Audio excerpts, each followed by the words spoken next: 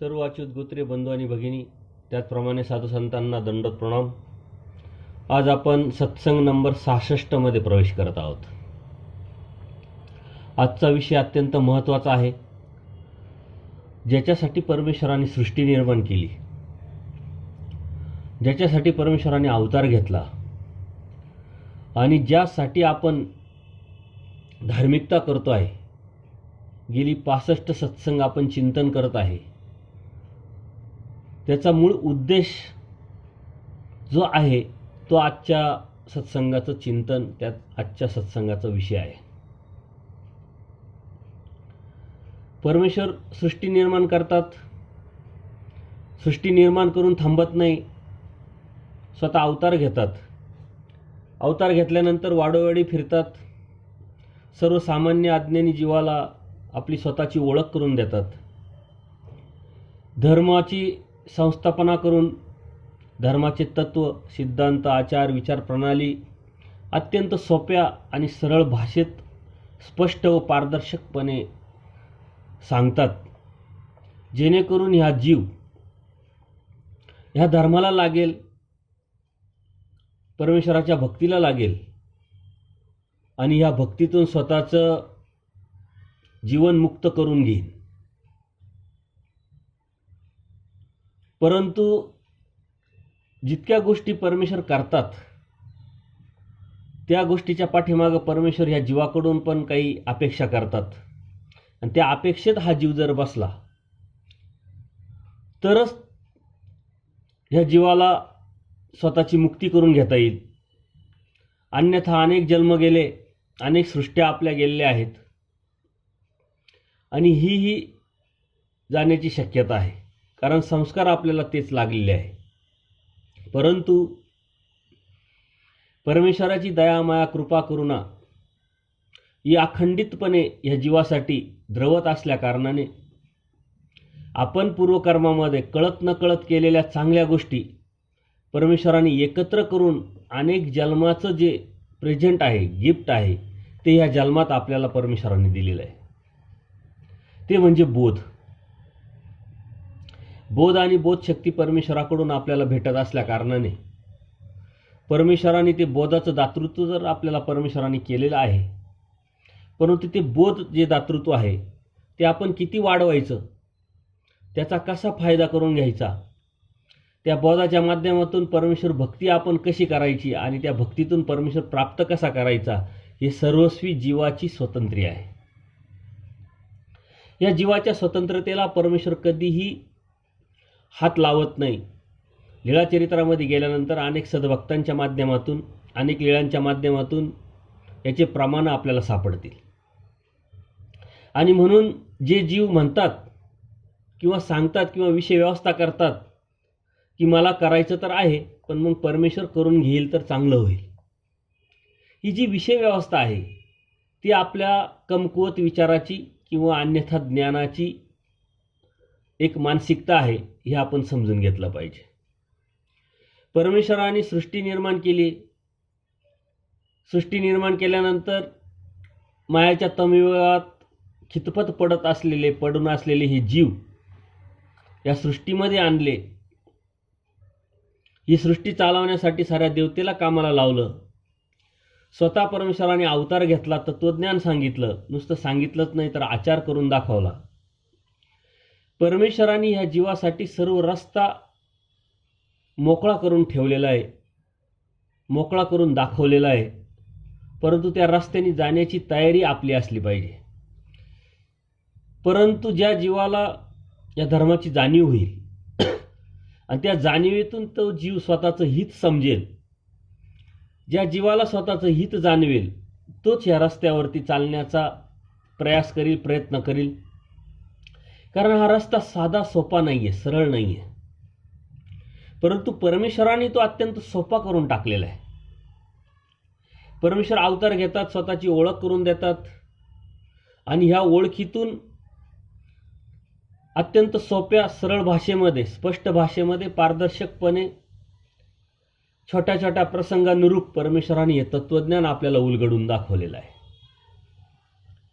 अनेक दृष्टांत आपण जेव्हा बघतो त्या दृष्टांतातून आपल्याला कळेल, अत्यंत ग्रामीण विभागातले सर्वसामान्य माणसाला, अज्ञानी माणसाला कळेल असे उदाहरणं, असे दृष्टांत सांगून परमेश्वर आपल्या स्वतःच्या तत्त्वज्ञानाची, स्वतःच्या धर्माची ओळख करून देत असतात.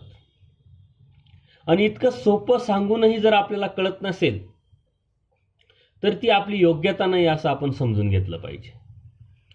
परंतु प्रत्येक जीवामध्ये योग्यता असल्या कारणानंच हा जीव ह्या कर्मभूमीत जन्माला आलेला. कर्मभूमीत जन्माला येऊन परमेश्वराचा बोधदातृत्व त्याला भेटलंय. बोधदातृत्व भेटल्यामुळं परमेश्वराने सांगितलेले 4 पदार्थ, जीव, देवता, प्रपंच व परमेश्वर त्याला समजलेले. म्हणून योग्यता नाही असं आपण म्हणू शकत नाही. योग्यता असल्या कारणानेच हे आपल्यापर्यंत परमेश्वर कृपेने पोचलेला आहे आणि आपला प्रयत्न त्याला कारणीभूत आहे. परंतु प्रयत्न जिथपर्यंत आपलं ध्येय आपल्याला त्या ध्येयापर्यंत जाता येत नाही, ध्येय आपल्यापर्यंत पोचत नाही किंवा आपण ध्येयापर्यंत पोचत नाही, तोपर्यंत आपला प्रयत्न सुरू असला पाहिजे, त्याचं सातत्य असलं पाहिजे. आणि म्हणून आजचा जो विषय अत्यंत गहन, अत्यंत मोठा जरी असला, त्या विषयाला मी किंवा आपण सर्वच कितपत न्याय देऊ शकतो ही शंका जरी असली तरीही त्यातूनच या जीवाचं भलं असल्यामुळं आपण तो विषय चिंतनास घेतलेला आहे. गेली 65 सत्संग आपण परमेश्वरांनी सांगितलेले 4 पदार्थ, जीव, देवता, प्रपंच व परमेश्वर याचं चिंतन केलं. त्या चिंतनातून आपण अंतर्बाह्य बदल करून घेण्याचा प्रयत्न केला. परमेश्वरांनी सांगितलेल्या तत्त्वज्ञानाचे अत्यंत गहन असे विषय, वेगवेगळे विषय आपण हाताळले. परंतु हा विषय म्हणजे या धर्माचा कळस आहे. आत्तापर्यंत आपण पाया बघितले, इमारत बघितली, त्याचे खिडके, दरवाजा हे सर्व बघितलं. परंतु कोणत्या इमारतीला जसा मंदिराला कळस नसेल तर ते मंदिर शोभा देत नाही. एखाद्या इमारतीला छत नसेल तर ते घर काही कामाचं नाही. तशा पद्धतीनं आपलं तत्त्वज्ञान कशासाठी आपण अभ्यासलं, कशासाठी आपण चिंतन केलं, आपण धर्म समजून कशासाठी घेतला आणि आपण का धार्मिकता करतोय, ज्याच्यासाठी करतोय ते जर आपण समजून नाही घेतलं आणि ते मिळवण्याचा प्रयत्न आपण केला नाही तर त्या करण्याला काही अर्थ राहत नाही. म्हणून आजचा जो विषय, परमेश्वराच्या सृष्टीच्या निर्मितीचा उद्देश तोच, परमेश्वराच्या अवतार कार्याचा उद्देश तोच, आपल्या धर्म व धार्मिकता जाणून घेण्याचा उद्देशही तोच, असा हा अत्यंत मोठा आणि केंद्रस्थानी असलेला विषय. त्या विषयासंदर्भात अनेक लोकांमध्ये अनेक संभ्रम असू शकतात आणि आहे. परंतु ते संभ्रम परमेश्वराने अत्यंत प्रमाणबद्ध लीळांमधून, सूत्रांमधून, काही भक्तांच्या निमित्ताने आपल्यापर्यंत पोहोचवलेले आहे. परंतु ते आपण किती समजून घेतले त्यावरती ह्या साऱ्या गोष्टी अवलंबून आहे. आपण भक्ती का करतो? परमेश्वर प्राप्तीसाठी. धार्मिकता का करतो? परमेश्वर प्राप्तीसाठी. अभ्यासाला वेळ का देतो? चिंतन का करतो? स्मरण का करतो? परमेश्वर प्राप्तीसाठी. हा आपला उद्देश जरी असला तरी परमेश्वर सृष्टीच्या निर्मितीचा उद्देशही तोच आहे की ह्या जीवानी परमेश्वराचं प्रेम घ्यावं. परमेश्वर अवतार का घेतात? की ह्या जीवानी परमेश्वराला ओळखावं आणि एकनिष्ठपणे परमेश्वराला शरण जावं, शरण यावं आणि परमेश्वराला प्राप्त करून घ्यावं. म्हणून हा उद्देश आपण ठेवून आजचा विषय चिंतन करणार आहोत. याविषयी वेगळे संभ्रम असू शकतात. आजचा काळ बदललेला जरी असला तरी परमेश्वराने सांगितलेले तत्व, सिद्धांत, आचार आणि विचारप्रणाली मात्र बदललेली नाही. परंतु जीव स्वार्थी असल्या कारणाने आणि विषय व्यवस्था करू जाणो हा जीव, आणि म्हणून आपण आपल्या पद्धतीनं, आपल्या कडेने तो विषय घेण्याचा किंवा हाताळण्याचा प्रयत्न करत असतो. बदलाच्या पाठीमागे आपण बदल करतो, करायला पाहिजे, परंतु तो बदल आपल्या फायद्याचा आहे, नुकसानीचा आहे, हिताचा आहे का अहिताचा आहे याचा विचार करून आपण तो बदल स्वीकारला पाहिजे. परमेश्वराने सांगितलेलं तत्त्वज्ञान आणि त्या तत्त्वज्ञानानुसारच आपल्याला जर परमेश्वर प्राप्ती होणार असेल आणि त्या परमेश्वर प्राप्तीनंतरच आपल्या या जीवाचं हित आणि भलं होणार असेल, तर आपण बदल करून आपलं अहित आपण का करून घ्यावं? पण याचा विचार कोणी करत दिसत नाही. कारण जीव हा जो जीव आहे, हा जीव पदार्थ आपण अत्यंत खोलवर चिंतन करून आपण समजून घेण्याचा प्रयत्न केलेला आहे. का हा जीव आपल्या पद्धतीनं या तत्त्वज्ञानाची मोडतोड करतो, आपल्या पद्धतीनं त्याचा विषय हाताळतो, आपल्या पद्धतीनं त्याचे अर्थ लावतो. परंतु हे करत असताना त्यात आपलं हित किती आहे आणि अहित किती आहे याचा मात्र त्यांनी विचार केला पाहिजे. परंतु जीव स्वार्थी असल्यामुळं स्वतःचं काहीतरी वेगळं सांगण्याचा उद्देश, अस्तित्व निर्माण करण्याचा उद्देश, स्वाभिमान आणि अभिमान घेऊन हा जीव स्वतःसाठी सर्व करत असतो. परंतु स्वतःसाठी करत असताना परमेश्वर प्राप्ती करणं हे स्वतःसाठी सर्वात चांगलं आणि सर्वात जास्त हिताचं आहे, हे त्यांनी समजून घेतलं पाहिजे. परमेश्वर अवतार घेतात, वाडोवाडी फिरतात, तत्त्वज्ञान सांगतात, स्वतःची ओळख करून देतात, परंतु जीवाच्या स्वतंत्रतेला मात्र ते कधी हात लावत नाही. परमेश्वर प्राप्ती कशातून होणार आहे, कशासाठी होणार आहे आणि त्यातून आपल्याला मिळणार काय, याचा जर आपण विचार केला तर आपल्या लक्षात येईल का परमेश्वर प्राप्ती हे आपल्या जीवनाचं मूळ ध्येय असलं पाहिजे. परमार्ग तुमचं जीवन किंग आहे, परमेश्वराने आपल्याला सांगितलेलं आहे. या परमार्गाशिवाय या जीवाचं हित आणि या जीवाचं भलं कशातूनही होऊ शकत नाही आणि होणार नाही, हे परमेश्वराने स्पष्ट आणि ठोकून सांगून सुद्धा आपण मात्र त्या परमार्गाला आपल्या पद्धतीनं तोडमोड करण्याचा प्रयत्न करतो, हे मात्र चुकीचं आहे. आणि म्हणून परमेश्वराने तत्त्वज्ञान सांगत असताना अगदी स्पष्ट आणि एका शब्दात अनुसरल्याचा देव परमेश्वराने सांगितलेला आहे. देव कोणाचा असू शकत नाही, देव काय गुरुवाचा, देव म्हटले अनुसरण्याचा. जो अनुसरलेला आहे त्याचा देव आहे आणि ज्याचा देव झाला त्यालाच तो प्राप्त होऊ शकतो. आपण आपली धार्मिकता करत असताना जर आपल्या धार्मिकतेमध्ये आपला परमेश्वर नसेल, त्या धार्मिकतेला काही अर्थ राहत नाही. परमेश्वराची उत्तरापंथी जाण्याची प्रवृत्ती झालेली आहे. परमेश्वर बेलापूरला आहे,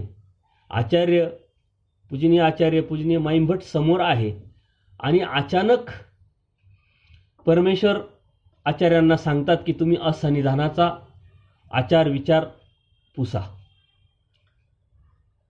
आचार्यांनी कधी असा विचार केला नव्हता की देव मला सोडून जातील किंवा मी देवाला सोडेन, कारण आचार्यांचं जे चरित्र आहे ते तुम्हाला सर्व ज्ञात आहे.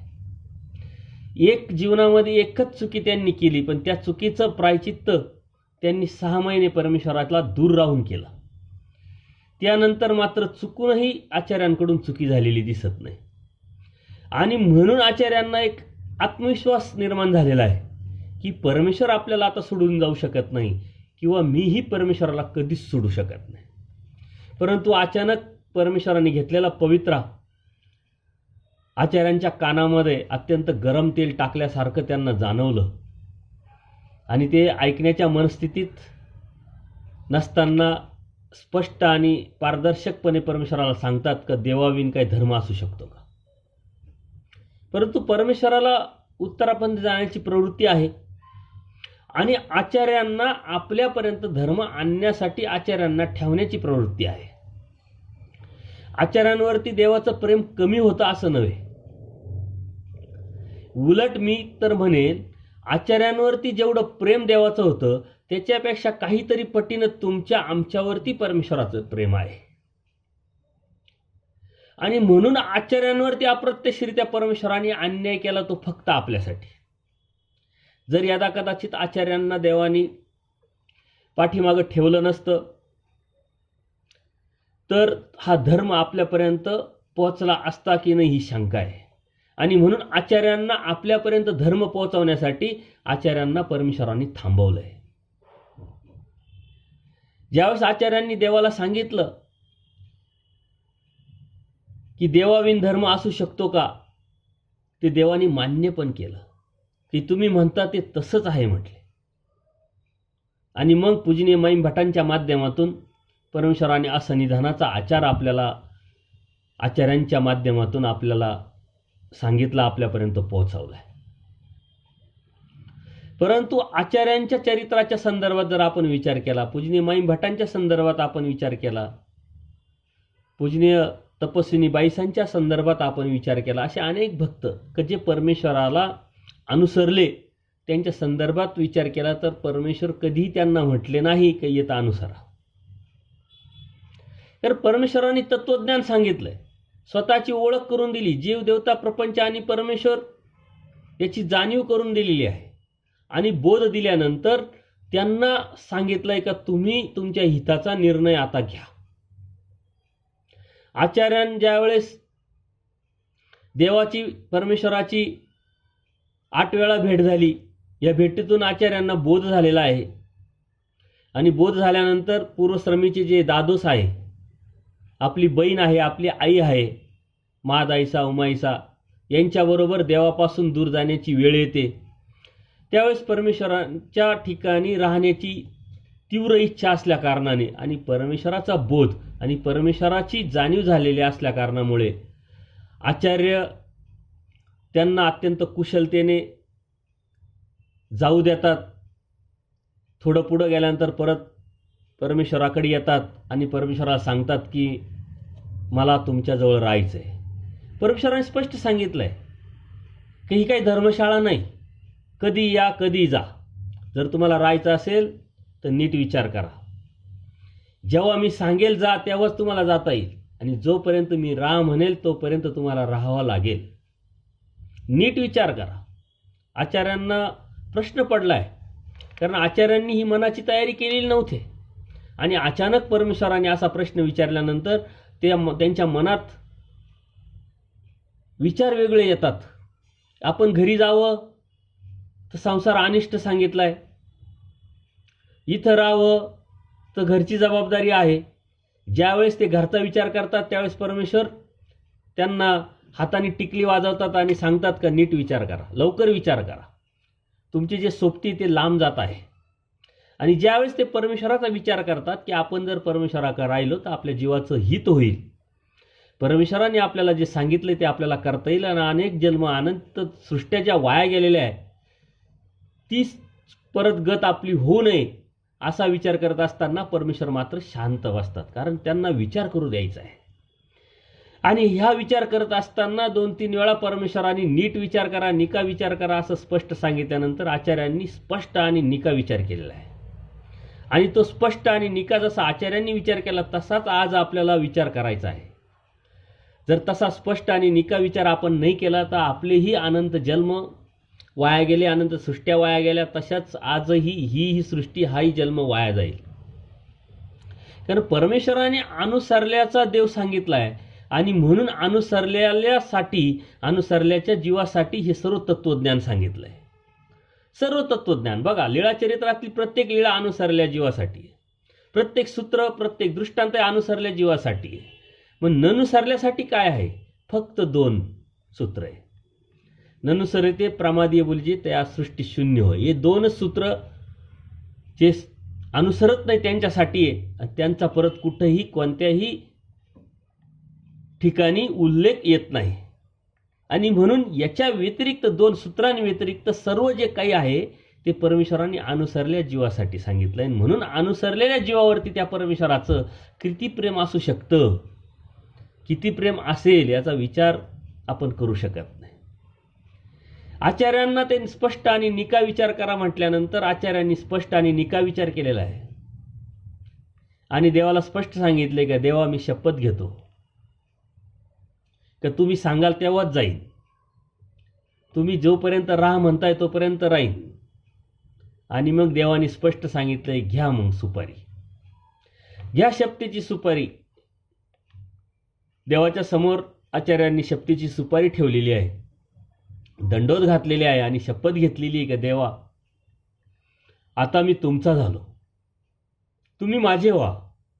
जोपर्यंत तुम्ही म्हणत नाही जा तोपर्यंत मी जाणार नाही, जोपर्यंत तुम्ही म्हणताय राहा तोपर्यंत मी राहीन. तुमचा शब्द आता माझ्यासाठी ही लक्ष्मण रेखा आहे.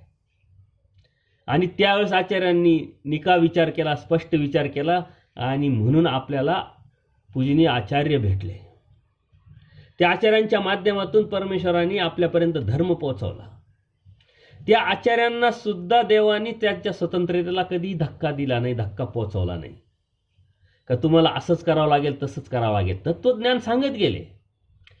वेळ प्रसंगानुरूप परमेश्वरांनी साधकांनी कसं असावं, महात्म्यांनी कसं असावं हे सांगत गेले. परंतु जीवाच्या स्वतंत्रतेला कधीही परमेश्वरांनी हात लावलेला नाही. म्हणून परमेश्वराने आपल्याला तत्त्वज्ञान सांगून टाकलेलं आहे. सूत्रांच्या माध्यमातून, लीळाचरित्राच्या माध्यमातून, दृष्टांताच्या माध्यमातून खूप मोठे ब्रह्मविद्याशास्त्र आपली योग्यता नसताना, लायकी नसताना, पात्रता नसताना परमेश्वराने आपल्याला सर्व काही सांगून टाकलेलं आहे.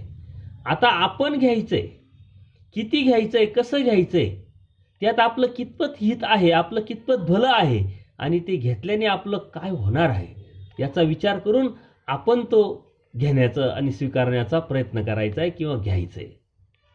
परमेश्वराने तर देऊन टाकलेलं आहे. असे कोणती गोष्ट आहे का परमेश्वराने आपल्याला दिली नाही? अशी कोणती गोष्ट आहे का जी परमेश्वराने आपल्याला सांगितली नाही? आणि म्हणून परमेश्वराने आपल्याला तत्त्वज्ञान सांगितलं आहे. सर्व तत्त्वज्ञान सांगत असताना कुठेही आडपडदा न ठेवता, कुठे अस्पष्टता न ठेवता अत्यंत पारदर्शकपणे परमेश्वराने तत्त्वज्ञान आपल्याला सांगितलं आहे. परंतु ते आपण किती स्वीकारलं, कसं स्वीकारायचं, ते कसं वाढवायचं हे सर्वस्वी आपल्यावर आहे ना. आचार्यांना ज्या पद्धतीनं परमेश्वराने घडवलं मडवलं त्याच पद्धतीनं आपल्याला सुद्धा परमेश्वराला घडवायचं माडवायचं आहे. पण त्याच्यासाठी आचार्यांनी ज्या पद्धतीनं परमेश्वराला रिस्पॉन्स दिला त्या पद्धतीनं आपण देतोय का याचं चिंतन, याचा विचार आपण जर केलं तर नक्कीच जर आपण त्या पद्धतीनेच वागलो, त्या पद्धतीनेच राहिलो, परमेश्वराच्या समर्थवादावरती निष्ठा ठेवून सर्वस्वी परमेश्वराचं होऊन राहिलो तर परमेश्वरसुद्धा आपल्याला घडवतील मडवतील. परमेश्वर म्हणतात, असनिधानी तळमळ आणि हट्ट धरला तर मी प्रेमसुद्धा देईल. मग याच व्यतिरिक्त अजून दुसरं काय ठेवलं आहे परमेश्वराने बाकी? कारण परमेश्वर अनार्जित दाता आहे. परमेश्वराच्या पदार्थामध्ये आपण परमेश्वर काय, ही वस्तू काय, त्याचं चिंतन केलं आहे. त्याचं जर चिंतन तुम्ही केलेलं नसाल तर नक्की करा. एकदा नाही दोनदा करा. कारण परमेश्वर ही वस्तू आपल्याला कळाली, समजली, पण ती जाणवली पाहिजे. शब्दरूपाने आपल्याला समजतंय, कळतंय, पण जर जाणवत नसेल तर त्याला काही अर्थ नाही. हवा आपल्याला दिसत नाही आहे परंतु ती आपल्याला जाणवते आणि म्हणून आपण जिवंत आहे, म्हणून आपल्यामध्ये चैतन्य आहे. आणि म्हणून परमेश्वराची जे अस्तित्व आहे हे आपल्याला जर सतत जाणवत राहिलं त्या तत्त्वज्ञानाच्या माध्यमातून तर आपल्यामध्ये चैतन्य राहणार आहे. तर आपल्यामध्ये परमेश्वराचा हा धर्म जिवंत राहणार आहे आणि त्यातूनच आपण परमेश्वराला प्राप्त करणार आहे. म्हणून आपण विचार केला पाहिजे की परमेश्वर भक्ती करत असताना आपल्याला परमेश्वरांनी सांगितलंय काय आणि करायचंय काय. त्याच पद्धतीनं पूजनीय माईम भटांचं चरित्र तुम्ही समोर घ्या. माईम भट सर्व 18 पुराण, वेद, शास्त्र, भास्कर शास्त्र सर्व अभ्यासलेलं आहे आणि त्यातून त्रिगुणात्मक देवतेचं ज्ञान असल्या कारणाने त्यांच्यामध्ये अहंकार निर्माण झाला आहे.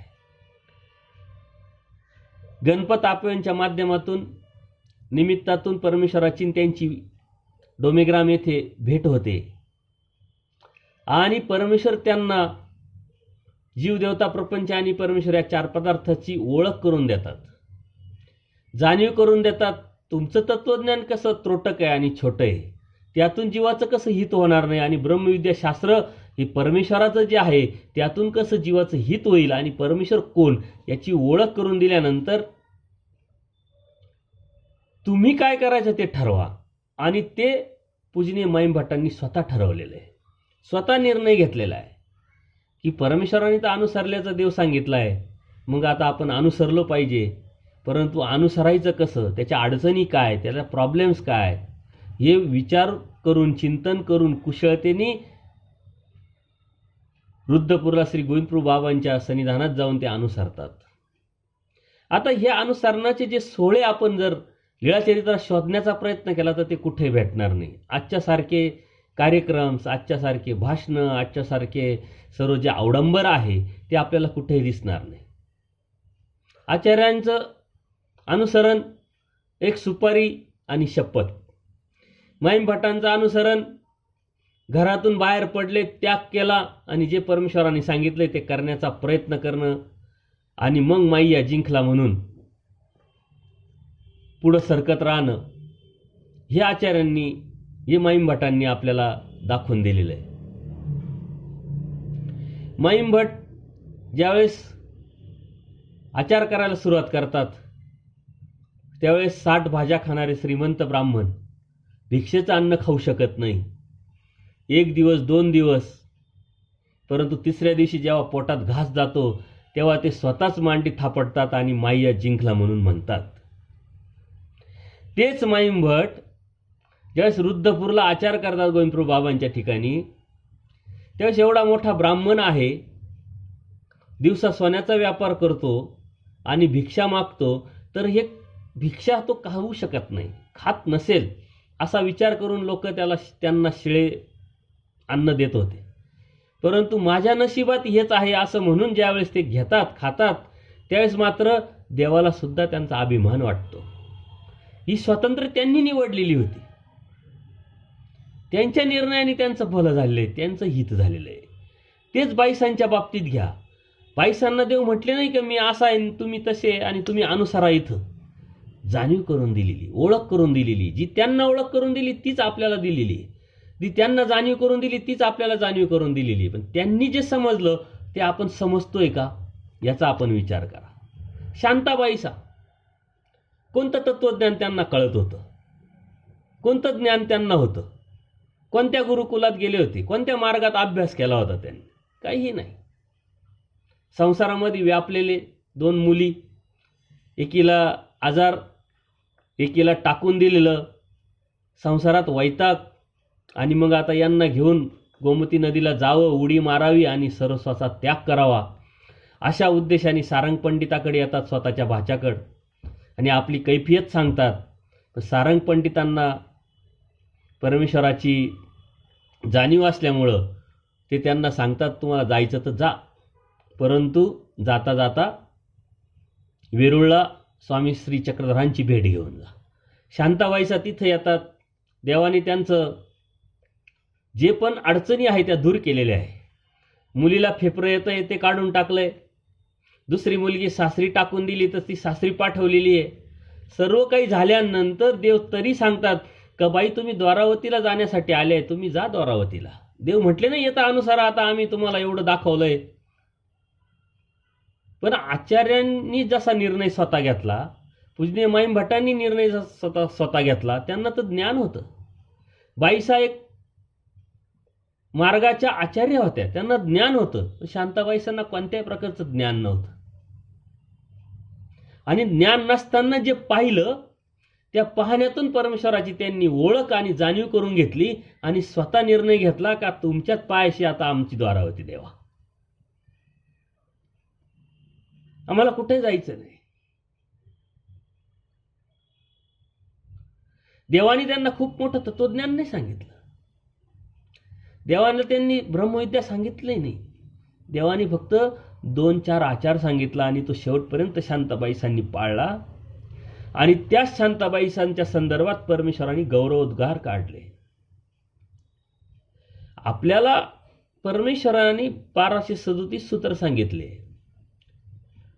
1200 ते 1300 लीळा दाखवलेल्या आहे, 114च्या वरती दृष्टांत आपल्याला सांगितलेले आहे. आणि एवढं सांगूनही जर आपल्यावरती परिणाम होत नसेल, आपल्याला समजत नसेल, कळत नसेल आणि आपलं हित करून घेण्याचा आपण प्रयत्न करत नसेल, त्या परमेश्वराच्या सांगण्याला काही अर्थ राहत नाही. म्हणून शांताबाईसांनी काय निर्णय घेतलाय, कसा घेतलाय, देवाने जे त्यांना दाखवलंय त्यातून ते शिकले, त्यातून ते समजले, त्यातून त्यांनी जाणलंय. आणि त्या जाणण्यातून त्यांनी निर्णय घेऊन परमेश्वराकडेच राहण्याचा शपथ घेतली आणि परमेश्वराला अनुसरले. जे शेवटपर्यंत परमेश्वराने सांगितलं ते त्यांनी केलं, तंतोतंत पाळलं. म्हणून परमेश्वर जीवाच्या स्वतंत्रतेला कधी हात लावत नाही, आपल्याला ते लावणार नाही.